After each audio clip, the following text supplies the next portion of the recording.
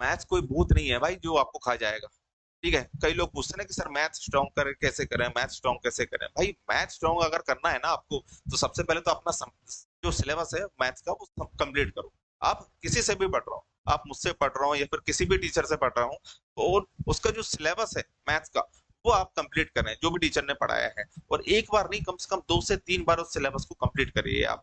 ठीक है, उस सिलेबस को 2 से 3 बार कंप्लीट करने से फायदा क्या होगा कि आपको चैप्टर में समझ बढ़ेगी। जैसे एग्जांपल दे रहा हूँ कि परसेंटेज है या फिर प्रॉफिट लॉस है या फिर टाइम एंड वर्क है, उसमें किस तरीके के क्वेश्चन बनते हैं, आप 2 से 3 बार लगाओगे ना उन्हीं क्वेश्चन को, तो आपकी समझ बढ़ने लगेगी उस चैप्टर में। तो जब नए क्वेश्चन आएंगे ना एग्जाम के, नए नए क्वेश्चन पूछे जाते हैं, तो नए नए क्वेश्चन को भी करने का तरीका आपसे बनने लगेगा। ठीक है, समझ में आने लगेगा। उसके बाद अगली प्रोसेस होती है आपकी प्रीवियस ईयर क्वेश्चन पेपर।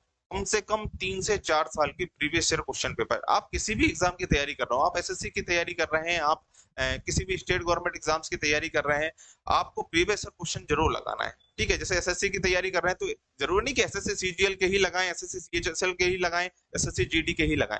आप सीएचएसएल की भी लगा लो, सीजीएल की भी लगा लो, जीडी की भी लगा लो, एमटीएस की भी लगा लो। ठीक है, सभी के प्रीवियस ईयर क्वेश्चन पेपर कम से कम 3 से 4 साल की प्रीवियस ईयर क्वेश्चन पेपर लगा लो आप।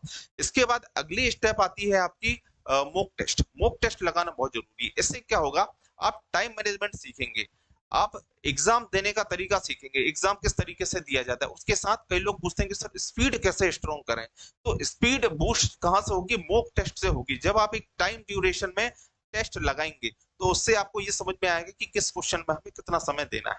ठीक है ना।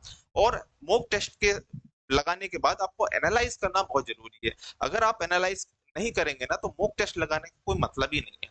एनालाइज का मतलब ये होता है कि अगर आपने मॉक टेस्ट लगाया, जिस जिस चैप्टर के आपके क्वेश्चन नहीं बन रहे हैं उन चैप्टर को आप रिवाइज करें, या फिर जिस तरीके के उस चैप्टर में जिस तरीके के क्वेश्चन आपसे नहीं बन रहे हैं उस तरीके के चैप्टर को आप रिवाइज करें। आप उस तरीके के और क्वेश्चन लगा के देखें जिससे अगले टेस्ट में हमारे उस चैप्टर में नंबर बढ़े।